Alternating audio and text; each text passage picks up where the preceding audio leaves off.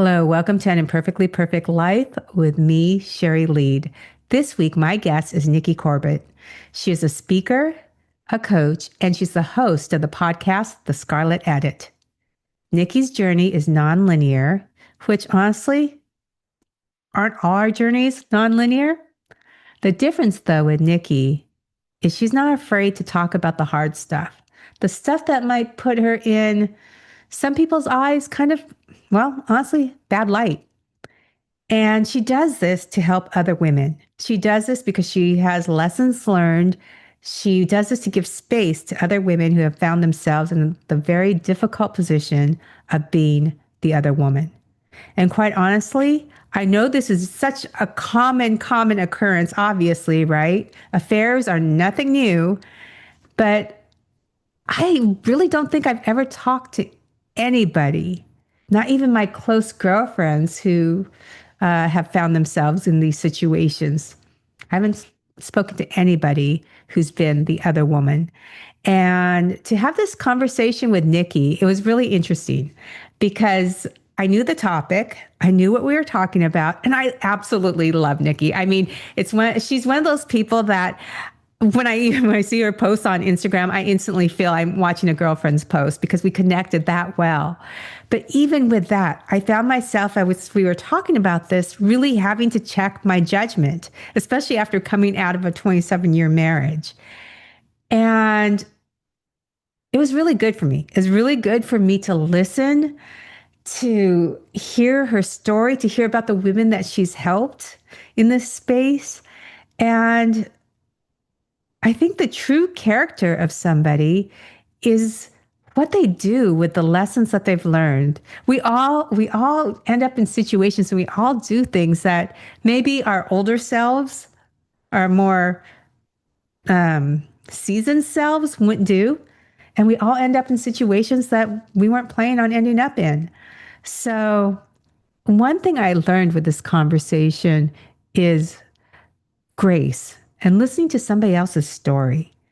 And if there's anything I know is I know that we all are human. We all need and want the same things, love, acceptance, and happiness. So I hope you enjoy this conversation. I hope this conversation gives you pause to think. And I hope this conversation also does what it did for me. Put judgment, hang it up at the door. It doesn't deserve a place here. So, okay, let's dive in.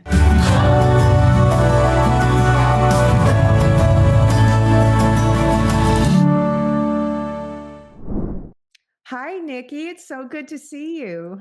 Thank you. It's so great to be here. It's great to see you too. And the last time we spoke, we met via Zoom, and you and I were both in the midst of moving. We were, I know. And I remember when you sent me the link to schedule, I was like, oh, I got to make sure I do it a little bit after. So I kind of am settled. And I was thinking about you being settled as well. So it's kind of neat that we both were like in transition at the same time. Yes. And so when did you actually move? Like, how long have you been in your new space? So I have been here since October 14th. So 2 weeks. Oh, wow. Okay. So Yeah. I've been in my space for about a month. September 26th, I got on the plane, one-way ticket to Dallas, and here I am. Nice. Congratulations. Are you loving it? I am. People here have been so friendly. Have you spent any time in Dallas? I was in Dallas, I think in 2017 for a wedding. So I was Okay. really preoccupied. I wasn't, kind of roaming around. Although there was a little time to explore and walk around. And I think I remember having a couple nice meals, but I haven't spent enough time there. No. Yeah, people here have been so friendly and they're not just welcoming. Like, I'm going to my first black tie event on Saturday. So I get Fun. invited to this event with this networking group. And then I got invited to the VIP event before it because the woman who invited me said, "Hey, this would be such a great opportunity for you to meet other people here in a I smaller love environment." that. That's wonderful. That's so much fun. I know I will say I have, because of social media, I've actually met some really great people that live here.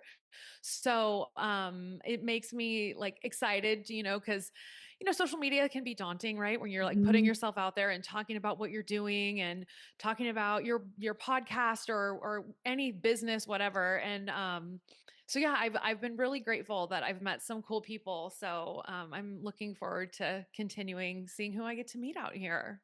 And that's the perfect segue because you just talked about social media and putting yourself out there. And Yeah. I get comments that I put myself out there. And then I look at what you have, shared with the world. And Yeah. you have this great mic, which is such a smart way to show off your brand there, the Scarlet Oh, Edit. thank Where you. does where does that name come from, the Scarlet Edit? So, so the Scarlet Edit is a podcast that I started in July.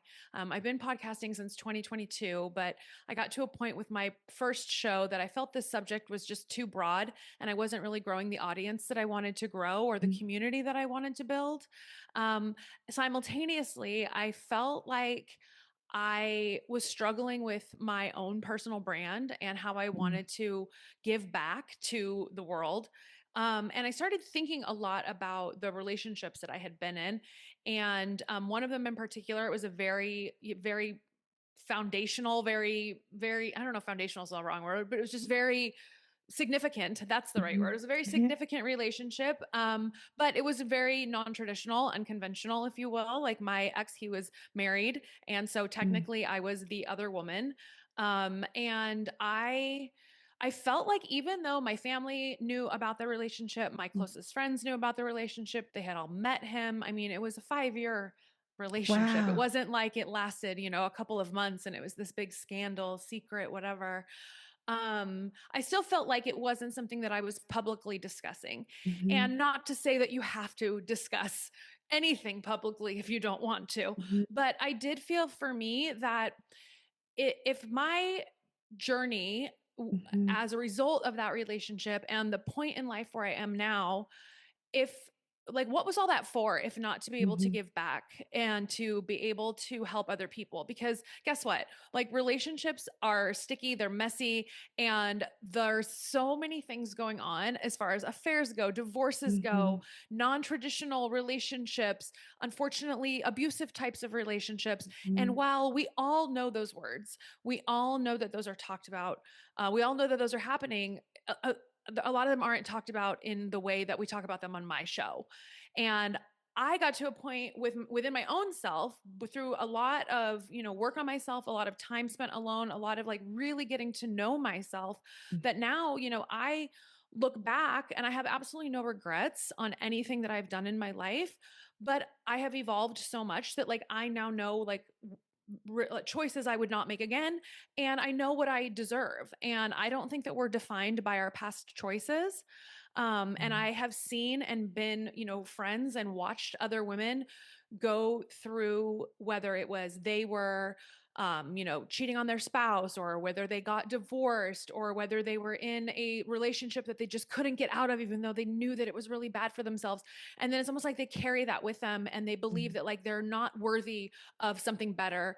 And I believe that we all are. So that's kind of how the name The Scarlet Edit came about. Whereas, we've all heard of the book The Scarlet Letter Letter, by Nathaniel yes. Hawthorne. Um, and so I liked the word edit with that because it's kind of like changing the narrative on your own story that you tell yourself. Mm.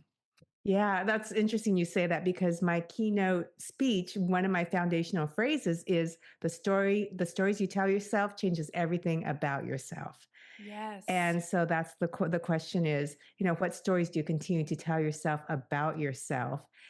And I find it so interesting to hear you talk about the relationship you had that was significant in your life, 5 years long, where you were the other woman. And to me, even like when you say that, even though the relationship isn't going on right now, I'm thinking, oh my goodness, she's going to get so much hate right now. There's going to be so much judgment thrown at her. Uh, do you, when the first time you came out publicly and said, hey, you said that your friends knew, your family knew this was a long relationship. But when you actually came out publicly and said, I was in this relationship, he was a married man, and this was I'm assuming this was, you shared that this was an important relationship and a relationship that played a significant role in your life. What did you say that, and did you just sit there and wait for the hate? I mean, like, did you want to pull back? Like, what was your what were you feeling at that time? It was really interesting like looking back in retrospect, right? Because when I had that moment where I decided, okay, I'm sunsetting the old show and I'm going to go all in on this one, and I went and created my brand and my positioning statement and all of my copy for the website, for the description of the show, figured out like how I was going to launch it, like what that was going to look like, what it was going to feel like, and then kind of even identifying like my ideal guest profile and like Mm, who I would want to bring on the show and talk to and how I would want to workshop all of that. It was so much work to get to that initial launch day that it was amazing because I was like I was so excited to get up and do all of that. But then that launch day came and I was definitely nervous. I'm not going to mhm. lie. I think that would be the biggest lie if I were to say I wasn't nervous. I was definitely nervous. But I was really fortunate. I was over in Greece and I'm Greek. And so I love spending time in Greece in the summer. And so I had gone over to a city called Thessaloniki. It's my favorite city in Greece. And my parents had actually come to visit for a week and a half while I was there. So they had just got there the night before. So the Oh, day that the show launched, because of the time difference, it was mid afternoon in Greece when we put the episode live. And I was sitting by the pool, and my mom and I were talking, and she was just asking me like, questions. And I mhm, had sent the link to so many people in I was like copy paste, text, like just being like, mhm. please, like, listen, follow the Yeah. show, like rate, review. So yes, I was nervous, but here's the thing. When people talk about you, they don't really talk about you to your face. They talk about you Mhm, behind your back. So I did have one friend who told me that it did kind of strike a chord with her mm, because of things in her prior marriage that I was unaware of, which I completely respected. And of course, like, I'm mhm, like, I appreciate you being honest with me. I didn't get a ton of hate to my face. mm. I definitely got some YouTube trolls and, people saying that, they hoped I would be single forever and that I was a horrible person and that I was probably going to hell. But, those are just like faceless keyboard warriors. And Mhm, I think the best part about doing this at this phase of my life is that I have such a beautiful support system. I know who I am. I know what I'm doing. I know my goals with this show.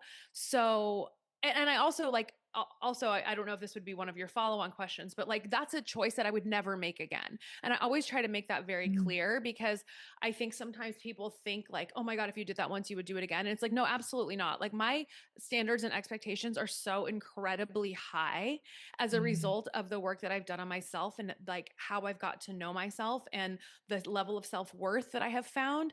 So, while I don't regret that relationship, I certainly would never enter into anything like that again. So this was just this July. Your other podcast, you had not come out and said, this is the relationship I've been. You just did Right. this in July. Oh, a few months I ago. did. Yeah, yeah. Wow. Well, I imagine that it's so refreshing for a lot of women.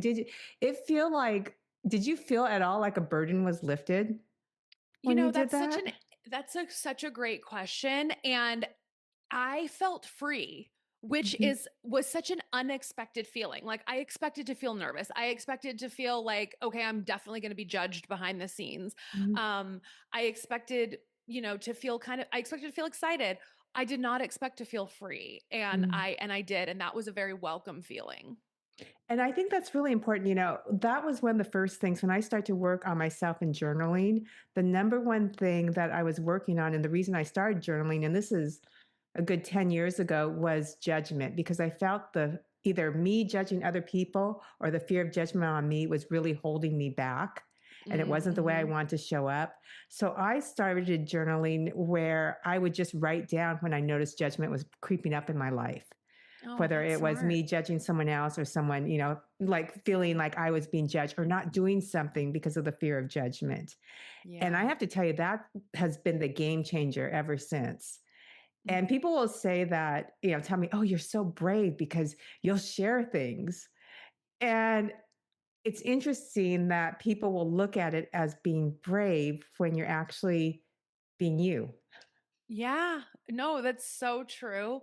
I mean, I think too, from a judgment perspective, I like that practice that you've implemented. And I do try really hard to keep myself in check because it is so easy and our brains so naturally default to judgment. It's so easy to look at someone and be like, oh my God, what are they wearing? Or, oh my God, like Mhm, I would never do that. But it's like, you don't ever know.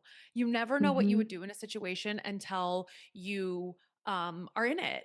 And you also, I don't know, like here's an example. Like there's a girl that mm, I know. She is super fit. She's very athletic. mm, She plays beach volleyball all the time. But she wears a thong bottom while she's playing mm. volleyball. And I'm just like, "Oh my God." Like I mean, I'm like, "Bravo, girl. Like you Yeah, look so yeah. good." I would be worried that all the things would be slipping and sliding out and falling everywhere. And I did catch myself the other day, like my brain was kind of like, oh my God, she's in a thong again. But then I was like, you know what? You go, girl. Like, who cares? Like, you are living your best life. You look phenomenal. Like, wear that thong, wear it loud and proud, you know? And it's so freeing once you start um being able to do that, right? It Hmm. takes out all that stuff that you realize it's your mind or your own fears or your insecurity, maybe because Yeah. somebody else does look that great in a thong and you're like, oh, I can't believe she's doing that. Or maybe it's because you're afraid that your guy's gonna look at her, or you're comparing yourself to this person. Yeah. And it feels so good when you can let go of that, or let go of, when you hear somebody's story that they were the other woman and go, okay, she was in a tough situation. And because I believe you find what you're looking for. And if I'm going to, hear like your story, and if I'm looking for judgment, anger, betrayal, I was married, oh my gosh, I can't believe it. Yeah. If I'm going to look for that, that's the feelings I'm going to find. But Mm, if I'm going to look for, wow, that must have been a really tough situation for her to be in and to always be that other for 5 full years, that's the grace that I'll find. So I think you hmm. see what you're looking for, or you find what you're looking Yeah. for. That's such a beautiful way to put it, and I do think that that is so true. I mean, I think a lot. I'm very focused on the way that I speak, not only to myself, but the way I speak about myself to others, Mm, and even like the way I speak about my life circumstances. Like I try really hard to never say negative things because I believe that like our conscious and subconscious in the universe, like they don't know the difference between like what's real and what's not real. mhm, So it's like, like to use a common example, right? You hear people say like, "Oh, I'm broke," or "I can't afford that." And it's mhm, like, "Okay, well, maybe that's fine, but say it differently. Like maybe just say like, "Oh, I'm not investing in that area of my life right now." Because mm. that's different because then you're like looking at your money and your energy as like a way of investment in different things in your life. You're not saying like, "Oh, I can't afford that." Right. Having And an so I abundance mindset.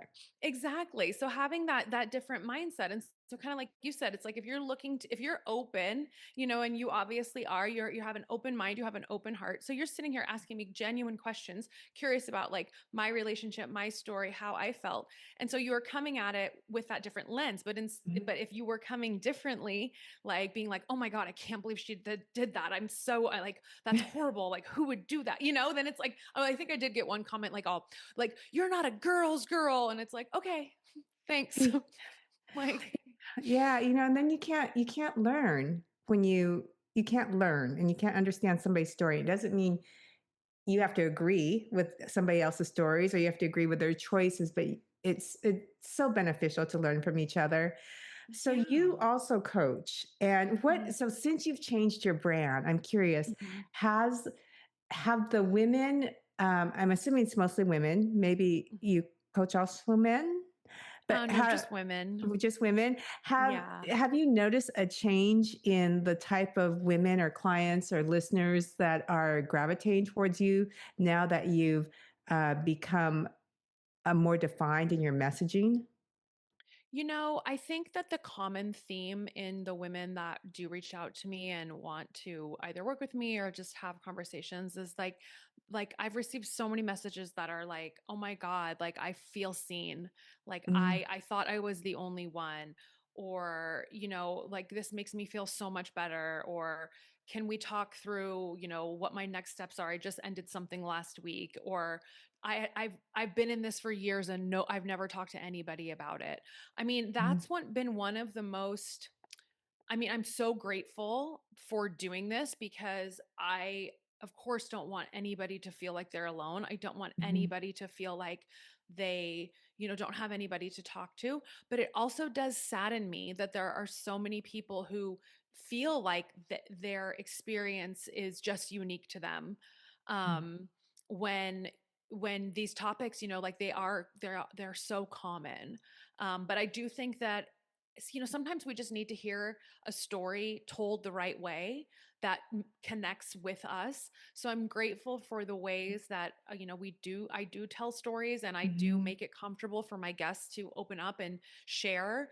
I mean, I had an episode come out a couple of weeks ago, and when I had met the woman, we had decided mutually, like, oh, we can have this really great discussion about affairs from the perspective of people that get into long-term affairs, and then people that are Mhm. just like, long-term serial cheaters who just like Mhm. have a cheat. Well, what ended up happening was she started sharing her story, and we just kept going on it, and it was much more intimate than she normally gets into on Mhm. podcasts, because she's a host as well, but she also has a business. So it's usually more talking about like what types of things they see in their business and how they help different Mhm. people. So she hadn't had an experience like that, and but she was so open, she was so vulnerable, and we ended up having a lot of fun while discussing like a very delicate topic. And, I've received messages after that one of people just saying, like, oh my gosh, that was my life. Like that, Wow. like her story was my life. So that's definitely, I mean, it makes me happy that I'm, a vehicle to put that out in the world to make people feel less alone. Yeah, that's beautiful. And I don't know if this is your experience, and I haven't interviewed, other than you right now, I haven't interviewed anyone who's talked about this topic of relation. I've interviewed relationship people on how to get a good relationship, how to date Yeah. after 50, how to go through divorce. But I've never interviewed someone about, what do you do if you find yourself in a relationship that, well, basically carries a scarlet letter on it, Yeah. and you're seen as the bad guy in it. Hmm. And so and obviously it's common.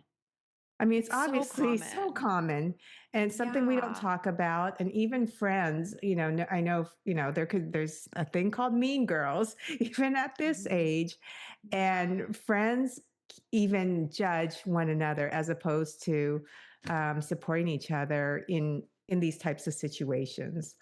Oh, they Um, absolutely do. And, I think that that's one reason too why I decided to kick off this show with sharing yeah, my own story. Cause it's kind of like, okay, look, if I'm going to jump out into this abyss, cause I mean, like yeah, podcasting's amazing. I absolutely love it. But I mean, you never know who, when, where is going to find your show and hit play. So it's like, it's up for anyone to take a listen to. Um, but I thought, I've also been married and divorced. I easily could have started the show talking mhm, about being married and divorced, mm, and that would have been safer and simpler and more common. But I thought by putting myself out there in this way, it's kind of like really putting my money where my mouth is and saying, like, hey, mhm, look, like, I am not going to judge you. Like, you can come to me and tell me anything. I am not going to judge you. I'm not going to try to tell you what to do, but I'm going to be real with you. And I'm going to tell you, like, hey, this is most likely what the path is going to look like, and you need to decide like what it is that you want for you, because I think that's the hard thing with women who end up getting into affairs as the single person in the affair, is that I mean, I know I'm guilty of this. Like, I never thought it would last as long as it did. I mhm, never thought that I would fall in love. But then all of a sudden that's what happens, and then there you are, and then you're like, okay, wait, like, where is this going to go? mm, Like, what's going to happen? And, I mean, I've had so many people tell me things like, oh, well, it's just for fun. It's just for fun right now until I meet someone. Okay. I mean, you can tell yourself that. But I mean, mhm, as women, just from a sexual perspective, like we connect when we have sex with a man, like we connect. That is how Hmm. we have all these feelings and emotions. Like there is not emotion that is not a part of sex for us. So it's really hard to separate that and then be out dating someone else when you're emotionally connected to somebody else. Hmm. So, but again, I'm never going to tell anybody what to do. I want to be there for people. I want to be a resource for people. I want to help people understand, that they are worth the love and the life that they want. Because that's the point I got to. Like, I know that I am worthy of the love and the life that I want. And I believe everybody is, regardless of your past choices. Well, I imagine relationships like that can really chip at a woman's self-worth. While they start out, maybe saying that, oh, this is just for fun. This isn't going to be serious, or he and his Mm-hmm. wife are separate, they're not doing well. And then they end Mm-hmm. up in a position where they're crossing their own boundaries as far as their self-worth and what they're worthy Yeah. of. So Yeah. I think here's it's really interesting because I haven't talked about this before. So I'm really comfortable with conversations, and I find myself figuring out, okay, how do I ask this question, or asking myself, because this is not a common topic. So one thing though, I think that would be helpful, it's not a common topic to talk about. It's a common occurrence. Mm-hmm. So for girlfriends, when we find out, let's say we find out one of our friends is having an affair, she is the Mm-hmm. other woman in an affair. How do we as friends support her? Or Yeah. what do we say, or do we not say anything? I mean, I think that that is one of the most tough situations to be in as a friend, when one of your friends comes to you and says, "Hey, I'm having an affair." If she's married, or comes and says like, "Hey, there's this guy and he's been pursuing me and he's married and I think I'm going to go out with him." And it's funny because now that I'm on the other side of my Mhm, relationship, I can now appreciate how my closest friends felt when I did share with them what was going mhm, on. And I think it's tough to tell people like what they should do as a friend. I think our natural response, especially as women, is when we're really close with another woman, is it's like we see them for who they are. We see how mm, great they are, how amazing they are, what a wonderful partner they would be. And we think like, oh my God, like mm, why would you do this? Why would you put yourself in this situation where he's not going to be able to give you everything that you mhm. deserve? And I know what you deserve because I know you and you're so amazing. Right. So it's tough to not like immediately be like, no, no, no, no, no, what are you doing? I mean, it's also tough to not judge. I even found myself, I had a friend who shared with me that she was getting into something, and I was just like, oh my God, no, Mm. no. And Yeah. it wasn't that I was judging her. I just more felt so bad because I was like, you're single. Like, I know you want to meet somebody. I Mm, know you want to get married. I know you want to have kids. Like, so why are you going to waste your time with this guy? Like, when he's mm, been clear from the beginning, like, I am married. I am not getting divorced. This is what I can provide. I want to be with you. So it's tough to not want to judge. But I think also when you have a friend who is entering into a mhm, situation, whether it's she's the single one and going out with a married man, or whether she's married and cheating on her husband, she's got a lot going on. And mm, so it doesn't make sense to pile on and be negative or try to tell her what to do. I think the best thing you can do is be a sounding board, but also be realistic and just be like, mm, hey, look, like, I'm glad that you're experiencing this. Like, it's cool that you're feeling things you've never felt before. It's neat that, like, I'm glad you're experiencing. Maybe he's got a lot of financial success and mm, he's taking her to places she's never been and showing her a lifestyle she's never experienced. And so it's okay to celebrate those little things with them, but then also be that realistic, like, voice that says like, hey, mm. all right, so it's been 3 months. Like, what are you thinking about now? Where do you really see this going? Like, do you still want the things that you said you wanted a few months ago? I mean, it's tough. That's really great advice. That's really a great advice, to ask questions. And Hmm. just, because she has the answers. She has the answers, and she's probably already thought about it. And Totally. but sometimes hearing someone else ask the questions out loud sounds different.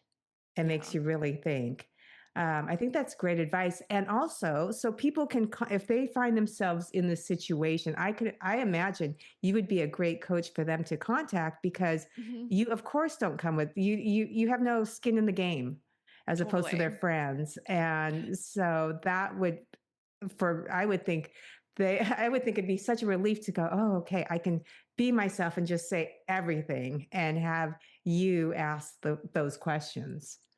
Yeah, definitely. I mean, I think that that is super important. It's funny because there's so many different types of coaching out there, right? Mhm. And somebody asked me not that long ago, like, "Oh, are you like coaching people on like how to find a partner?" And I'm like, oh my god, no, like I don't even have a partner myself. Like I'm not coaching people on how to do that. Yeah. You got to figure yourself out. But what I am, but I want to be there for people. I Mhm. want to be that person that can sit and listen and have an unbiased opinion, but also, like you just said, like I don't have any skin in the game, so I can ask the tough questions. I can Mhm. try to hold the mirror up and like really get to the root of like, hey, what is it that you want? And if you don't feel you deserve what you want, like, why not? Like, let's talk about that. And, because like I look back on my own journey and it kind of it does sadden me because like I think at the time I Mm. didn't think I had any self-worth issues. I didn't think I Mm. had any self-doubt, but in retrospect I'm like I didn't value myself the way I do now. Mhm. I didn't have the self-worth that I do now. And so I think that having somebody to talk with all of those emotions through can be really helpful because when you struggle to figure out on your own, I mean, god, time flies. And Time flies. somebody who's been Yeah. there. It doesn't matter what you've experienced in your life. I think having somebody who's been in a difficult situation that you are in makes a Mhm. world of difference. I know Yeah. even on my, I as an attorney, I helped, I handled divorce cases before. As a coach, I spoke to women who were going through divorces. Now going through my own divorce and my own, getting up and moving to a new city, I might say the same things. I might ask the same questions, but I understand it differently. Isn't that crazy? Like Mhm. I've told this story before. I remember years ago, I had a friend who was married. She was miserable. She was Mm. absolutely miserable. And they finally decided to call it and just say, like, okay, like let's get divorced. And I remember she called me the day that they had gone to the courthouse and filed the paperwork.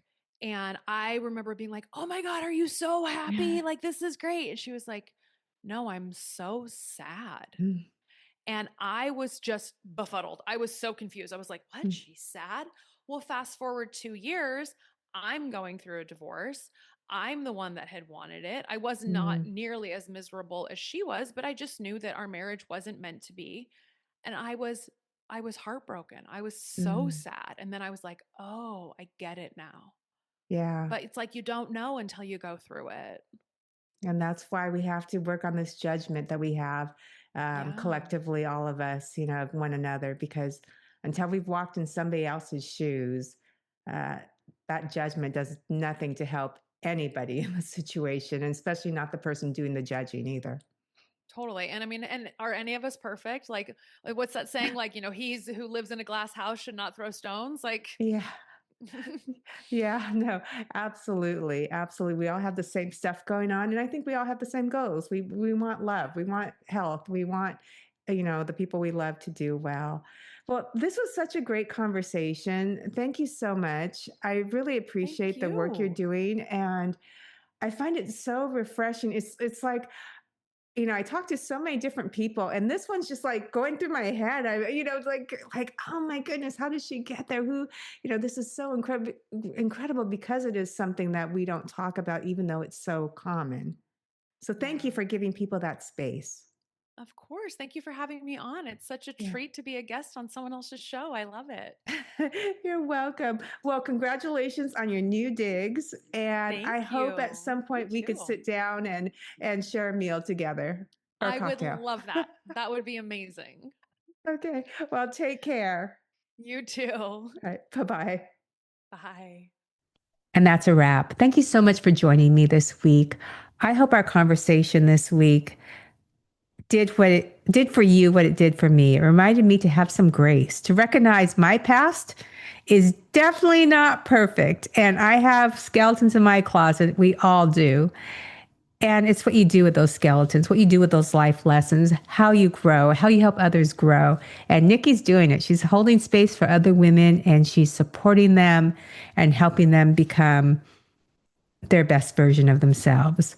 And I applaud her for that. And speaking of a place for women to become the best versions of themselves, I'd love to invite you to the Flip the Box retreat, March 27th through the 29th. It's in Frisco, Texas, right outside of Dallas. Please book a call with me. I'd love to discuss the details of the retreat. Honestly, I do not pressure anybody to jump in. I'm just there to answer questions and give details and let you know why this retreat's going to be the game changer for you. And I'd love to see you there, making great connections with other women who are there to support you and there to support your growth and moving forward together. Okay, take care. Have a good week. And happy Thanksgiving week coming up. Bye.